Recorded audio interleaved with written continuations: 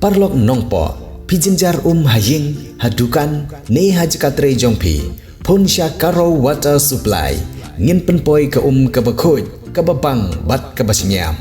Phun Hau Number, Kendai Lai, Henriu, Pra Iwe Pra, Lane, Pranyo, Sau Not, Henriu Nyo Lai. Phun Sepi, Penpoi Bai, Hajing Pima, Dukan Pima, Jakatre Pima, Penpoi Bet Ise. Kini kikor komputer, kiba internet badar.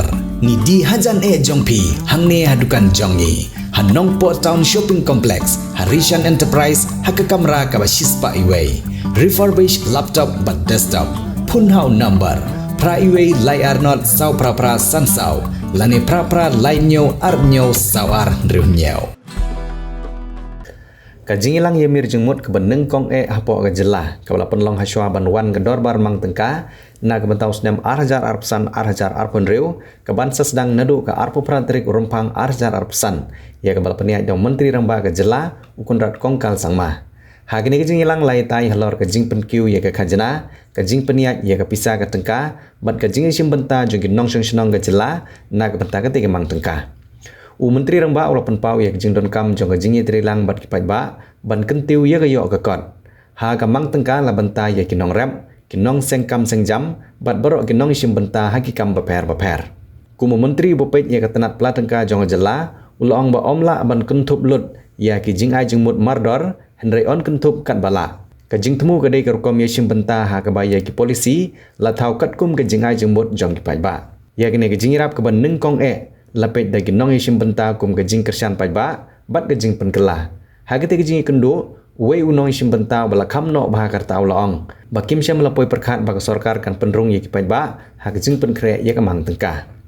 Habakaran sepang gajing kiu haka liang ke pisah ke Tyngka hapok ke jela menteri ramba ulai khuble ye ke jing pendon kam bah ye ke pisah na ke benta ke jing kiu ke yok ke kot jong ke jela.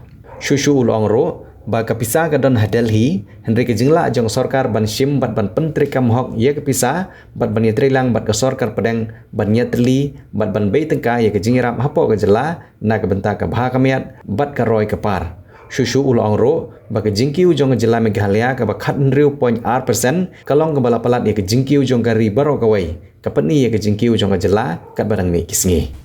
As you're aware that the budget session is going to start next month or this month towards the end, and we are also in the process of finalizing our numbers for different allocations to be made, different schemes to be implemented, and what more we could do. And in that whole process, we felt it most appropriate, which we will ensure that this is held every year, is the consultation with the public at large. This budget is for the people and the people of the state, the youth, the different stakeholders, the farmers, entrepreneurs, and so on and so forth. And therefore, I strongly felt that it was most appropriate to at least give some space for our citizens to express their concerns and give their suggestions while we make the budget which is meant for the people. Having said that, I'm not saying that we can take everybody's suggestion on board. I'm neither saying that we will take everybody's suggestion and include it in the budget, but there could be some really wonderful suggestions that could come from the people that could be game changer. And therefore, without giving that opportunity to all of you, it would be really unfair for us to move forward in the way we do. And that is really what the purpose of today's program is. And we are here to listen to more to all of you. Again, I do apologize that we may not be able to take everybody's questions, but of course, you can give it to us in writing and hand it over to us. And even on Facebook, whoever is giving suggestions, we will be noting down all the suggestions that come on Facebook also. So you can always just comment. I will reply to some of them while we go ahead with this consultation. And so that's really what the purpose is. You have seen the trend for the last 4 to 5 years, and really the way things are moving forward, thanks to all the support from Government of India, and of course, very importantly, thanks to the work of the team. You see, the funds are available in Delhi, but it requires us to be having the capacity to absorb the funds and utilize the funds and present it again to Government of India to be then able to get more funds. And in the last many years, the government machinery has been able to do that. The capacity to absorb, to implement has gone up in Meghalaya. The same team, the same people, but we just done things in a much better manner. Of course, there's lots more to be done. I'm not saying that everything is perfect, but we are definitely on the right path. And we need to continue this momentum and growth. As you can see, 16.2% is the growth rate in the last, which is higher than the national average. And we expect this to further move forward.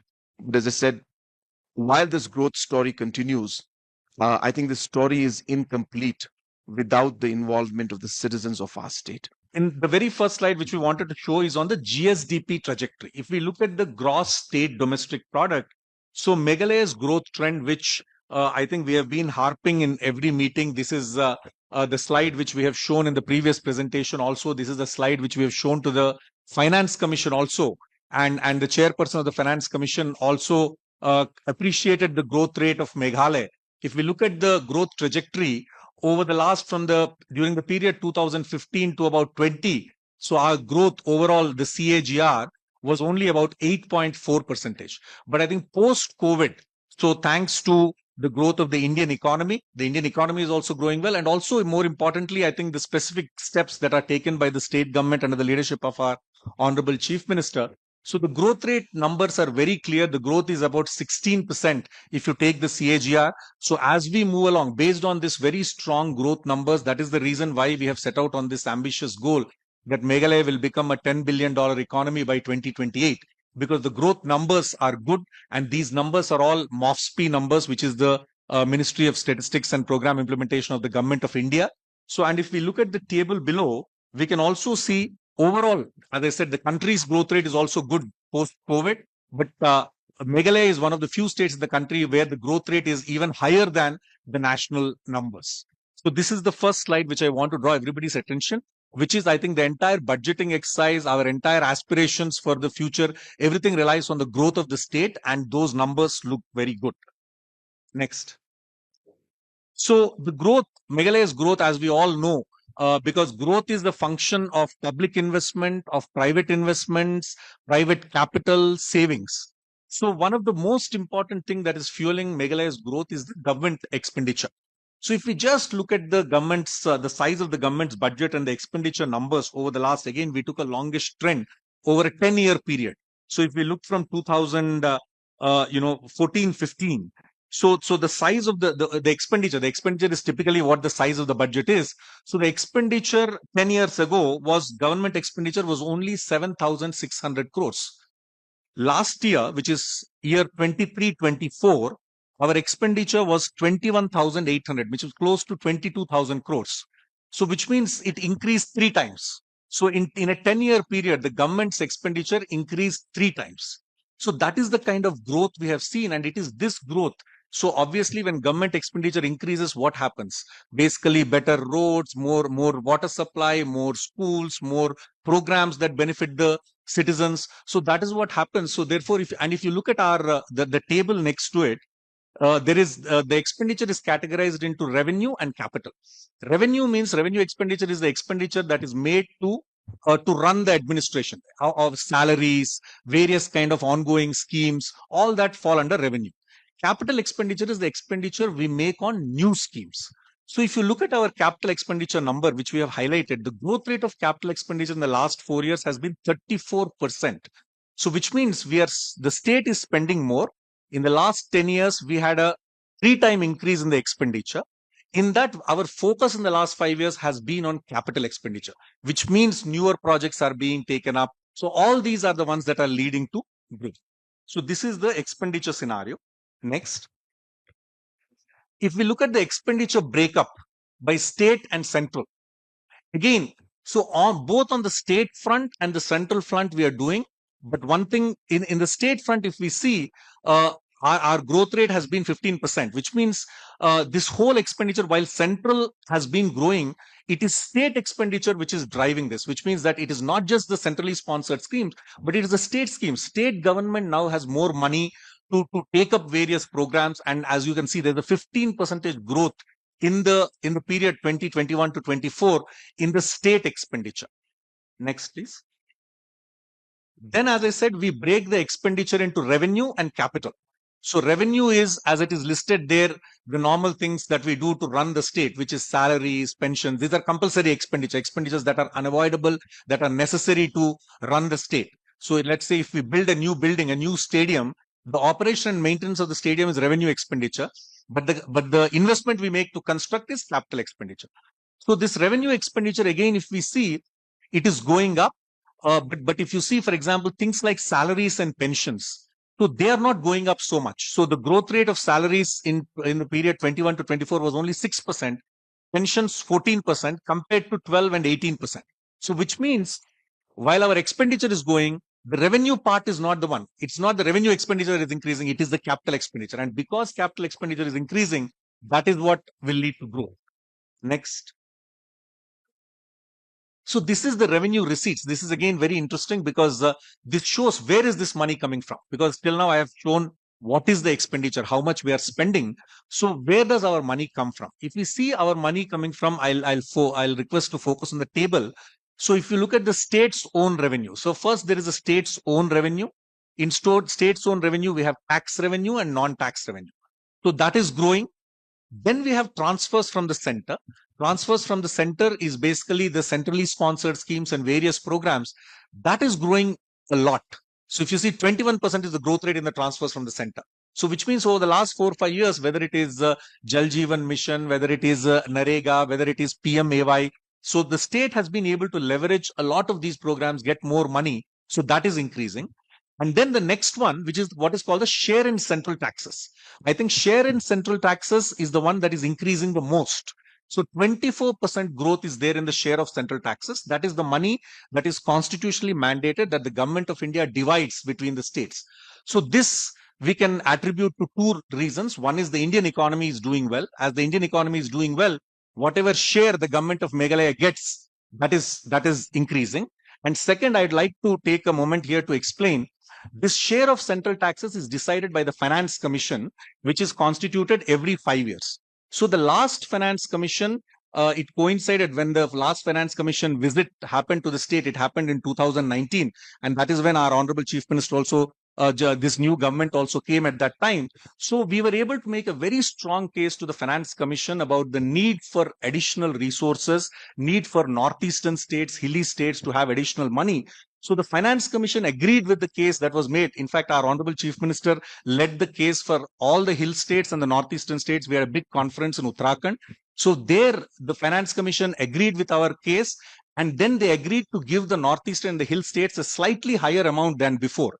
And that higher amount is actually translating into a large share of central taxes. Because previously our share used to be 0.642%. Now it is 0.767%. So because of that small change, 0.1 percentage increase, so we are able to get a lot of money as share of central taxes from the government of India's divisible pool of taxes. So, yes, sir. I'll just add also to this slide because it's important for everybody to understand and why we're showing this slide. Because a lot of people are of the opinion that this growth that we are seeing is being funded by debt and by us taking loans. And that is the misconception that we want to clarify with this particular slide. The loans and the debts, of course, are an important part of the investments that are made and the fund that comes in. But those are capped by Government of India. We can't take more than what Government of India allows every state to take. So there is a limited scope for us to go forward. So this chart shows to you, or at least indicates where the money is coming from. So a jump of 24% in central taxes, and our CSS, the transfer from the centers, which is the centrally sponsored schemes, 21% growth in that, and states' own revenue also has gone up. These are the things that have driven a majority of our growth. So this is a very, very important slide to clear the misconception that our growth is being driven by debt. I also want to draw your attention to the second row out there, which third row, which talks about the state's own non-tax revenue. And you can see that it's 0% growth there. And the reason is very simple. Non-tax revenue is actually the royalty and the cess that we get from coal and other products. And obviously that is where we have been facing a huge challenge. But we are on the way to change that. And just to share with all of you, just about 2 days back, the Ministry of Coal has gone to the 2 locations of the scientific mining sites, and they have conducted their survey. We are expecting the reports to be put in about a day or two. And as I said, we are at the final stage of the final scientific mining. So we expect that number also to now slowly grow. So in all fronts, things are moving forward. And as I said, I just wanted to add to what Dr. Vijay has mentioned, that our growth and our investment and expenditure is driven by these resources and not just the debt and the loan, which a lot of misconception is there. Of course, debt and loan is part of the process and the money that comes in, but it is not what has led to the growth, because that is limited. There's a limited amount we can take. We can't take beyond that. Thank you, sir. And also, I'd also like to clarify on sometimes questions are raised that we are dependent on Government of India. This share of central taxes that we get is not a dependency. It is a right.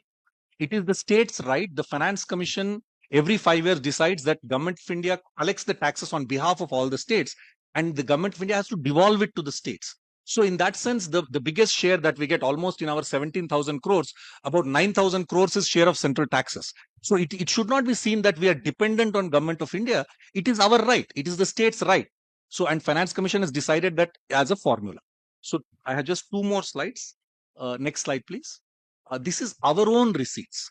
Now, if we look at our own taxes, as you saw in the previous slide, we are mostly our big chunk is coming from the share of central taxes and CSS. Our own taxes is about close to 3,000 crores in an 18,000 crore kitty. Again, we all know our state is small, our population is small. So while GST is growing well, as the sir just explained, the non-tax, which is the mining and others, are not growing so well. But I think efforts are being made wherever possible, in excise, in motor vehicles, in all, to increase our own tax base. Next. So now we have shown how this growth has happened and what is the increase in government expenditure. So when we have more money, when the government has more money, what does the government do? Obviously, the government invests it in sectors which are important, which will lead to growth, which will lead to citizen well-being, which will improve things for the people. So if we look at just the investments made in critical sectors, again, we have taken a benchmark of 2015-16 and then the benchmark of last year. So in every sector, more than double. If we look at education, the investment has more than doubled. If we look at roads and bridges, about 1.5 times. Health and family welfare is the biggest. In fact, in health, we are the only state in the country which spends about 9% of our GSDP on health. So that's the kind of number we have, and that's mandated. We are the only state which spends this. So health has grown by more than twice. Then if we look at a sector like PHC, so the expenditure has doubled. So then there is a sector like sports and youth affairs. If you look at the last column, more than 3 times the expenditure, about 3 times. So these are the kind of growths we have seen.